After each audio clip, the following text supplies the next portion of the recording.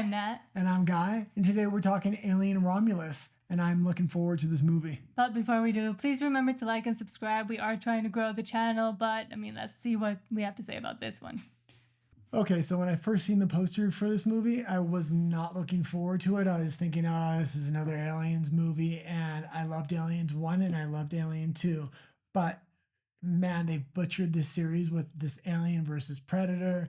And the amount of times Hollywood have tried to cash in on this franchise as well as the Predator franchise, I was just not looking forward to it. But when I did some research, man, I think I'm going to be wrong. Pleasantly surprised about this movie. It looks good. I know nothing about this movie. I've never really watched the franchise. Most of what I know about it is that Sigourney Weaver classic shot and then the one of the alien coming out of that guy's stomach. But I've never seen any of the movies. I think, did they do like a King Kong Godzilla thing? No, they did Aliens versus Predator, that's what destroyed the movie. Okay, well, that's what confuses me. But I am interested in how they've essentially maybe gone back to an older and classic way of doing filmmaking. And I think that's going to be the story of this movie. Also, they're going to reset the franchise into horror, which, if you know what established this movie to begin with, was part 1 was a classic horror and it really had those horror vibes, and then part 2 went into sci-fi, and then from there it just went off into bullshit and crap. But Terminator 1 and Terminator 2 did a similar thing. It was action, suspense, horror, and then it went into sci-fi on part 2, and that's a good story arc. And if they're able to reset the franchise and maybe do something similar here, and this is the beginning of it, I'm going to be really excited to see it. The whole idea behind this film was to really take it back to basics and make it a pure horror movie again. And there's a lot of 80s franchises that essentially went off the rails because CGI and all of the woke ideology that came in from Hollywood eventually, Star Wars was completely destroyed. But I think a lot of 80s fans might be able to maybe turn a page, because Hollywood itself seems to be wanting to turn a page, realizing the mistakes they've made. But it takes the audience to go and actually watch them and do the positive reviews to get them to do that. And they need to take risks like they did back in the 80s. A lot of the actors that are mega famous today came up in the 80s. And what we've had is a bunch of woke crap in Hollywood, and people don't want to invest in a new cast of actors. And this movie in particular, it doesn't have Sigourney Weaver. It has a young, fresh cast, which I normally hate. I hate when they did it with Star Wars. I hated when they did it with a lot of other movies. But it seems like they may have hit the mark and have a sense of mentorship in this movie, meaning that in the front cast is young, fresh faces that we won't recognize, but everybody behind the scenes was involved in a lot of the original franchises like Ridley Scott and things like this. If they can mentor these actors and really nail the horror vibe and what they're trying to what they portrayed in part 1 and part 2, it's going to be great. They also brought in a lot of people that worked on traditional horror movies like Evil Dead and things like this. And what ruined a lot of the franchises, I'm thinking particularly Star Wars and what Disney did and Kathleen Kennedy did, was get rid of all of those people that had the legacy and that had built all those things back in the 80s and 90s, and that had a lot of things to teach and a lot of knowledge. And then they just got rid of it because of the DEI score, CEI score. They're now calling it the bridge, whatever that means. Got to look into that more. But if they're able to start bringing back all these old white men that are so bad, but that can actually teach you something. Mentor these people. And mentor and actually, let the new people be good at their jobs instead of trying to make it up on the spot, then we might see a resurgence of these franchises and people that actually want to watch them. Well, when you have these people that are mentoring this young cast, but also having a lot of influence on the way the movie is made, you can see this in the elaborate sets they made for this movie, just like they did in the original Aliens. But Hollywood today is all about CGI. When I watch a Marvel movie and I see a bunch of actors on a green screen, I'm not interested in watching that movie because I know how it's going to turn out. It's going to look like a bunch of CGI garbage. When I watched the behind the scenes for this movie, it was absolutely amazing. they had a crappy camera and they were showing the behind the scenes, and even on this crappy camera, it looked phenomenal. They had a bridge that actually was on a gimbal and it shook, so the actors weren't so much acting but reacting to what was actually going on in their environment. It's really helping to immerse these actors, and especially with young actors, having an immersive set. And they also filmed this movie in actual order of what it was. Sequential order. Sequential order, yeah. And again, going back to the practical sets thing, I think that the mistake a lot of franchises have made is bringing maybe a new cast or younger cast or talent that just looks good on screen, but then not having the practical sets. They have to act it all out. And honestly, a lot of them are not very good at it.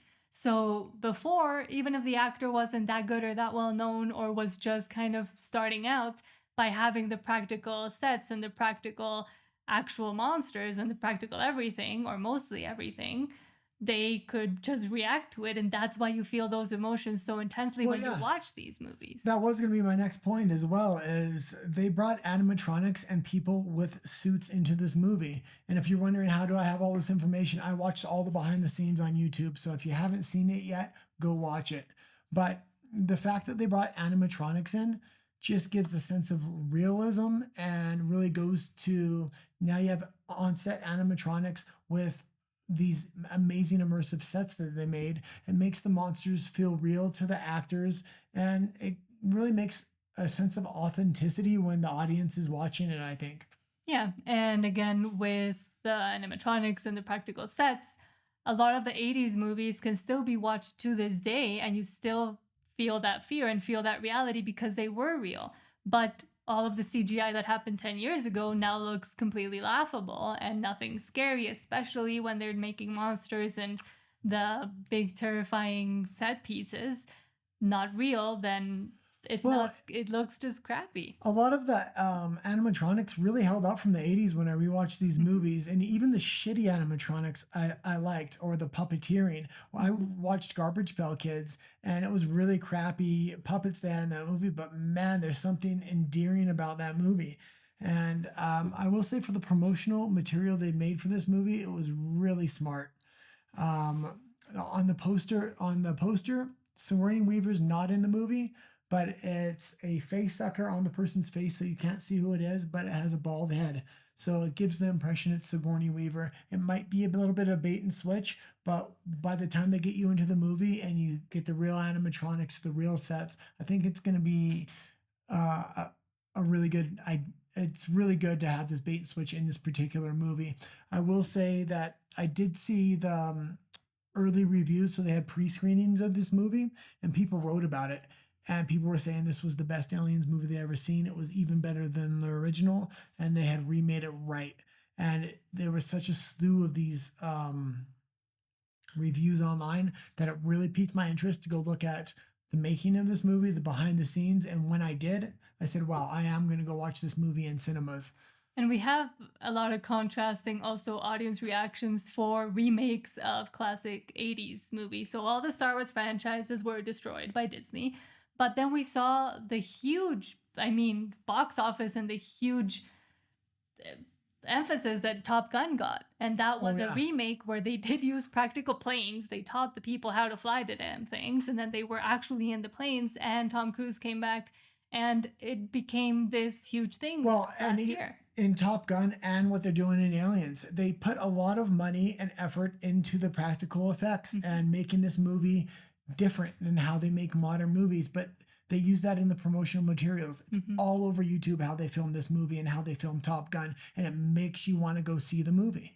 And we will see this crossroads where, I've seen there's now this giant set with giant screens where you can essentially replicate any background you want. So you just have to use that one room to basically shoot an entire movie. But we're also seeing people demand and ask for the practical effects and the realism and the feeling like you're there, and the using actual filmmaking skills to make a film. Well, I've always wanted to be a filmmaker since I was little, and it was discouraging to see now people will be able to use AI for the script and use this giant screen to just shoot everything, and then Hollywood's just gonna go the boring, easy route. Well, I think what's gonna happen here is AI is coming into place, especially with video AI. So I think you're going to see a lot of independent scriptwriters that aren't attached with studios write scripts, put it into AI, have a rough draft of this movie, play that on YouTube for audiences. It will then have a built-in fan base, and then you're going to see studios come in and want to buy those ideas and remake them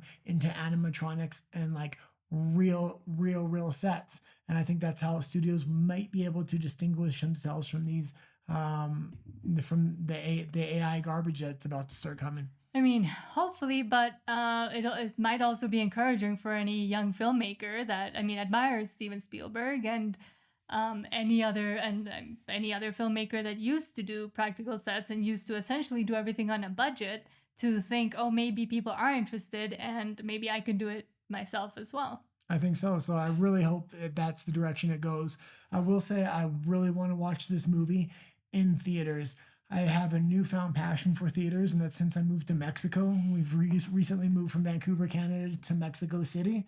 And when I went to the movie theater in Mexico, man, it was a different experience. Now, this is the VIP theaters that are here, and it's these huge lazy boy recliners. They come out, they take your order, whether you want popcorn, drinks, but they have a 5-page menu of any kind of food you could want.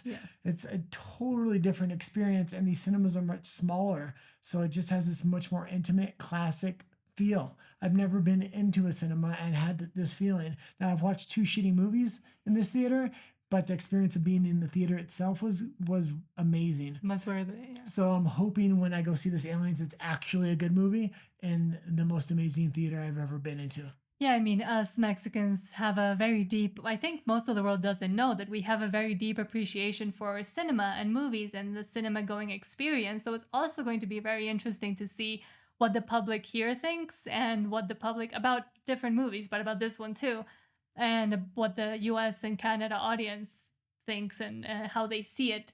Because we've also seen recently, for example, with Twisters, that's another 80s franchise that they brought back, and it got this huge box office that people weren't even expecting, only because the director said that he didn't want to put ideology into the movie. And this is a big contrast with Star Wars and some other franchises that have come out and have caved to the demands of the very few who, I mean, want to see particular things on screen, and they're not doing so well. Well, Kathleen Kennedy has absolutely destroyed Star Wars, and there's talks of her wanting to retire, but she wants to go out on a bang. I'm almost willing to go watch the next movie she makes just to get her out of Star Wars. So maybe they can revamp Star Wars, much how I'm hoping they're going to revamp Aliens here. And how they want to, I think, now revamp Marvel. They're trying to revamp everything because the past 15 years have been just the destruction of everything anyone ever liked about films and filmmaking. I totally agree. Okay, so Alien Romulus comes out on August 16th. I'm looking forward to it. Well, maybe I'll give you a review of what I thought of the movie after the movie's out. And I guess I'm going to have to go too, so we'll see what I think about it, because I've never seen any. But for now, thank you for watching. Please like and subscribe. We're trying to grow the channel, and we hope you have a great rest of your day. Adios.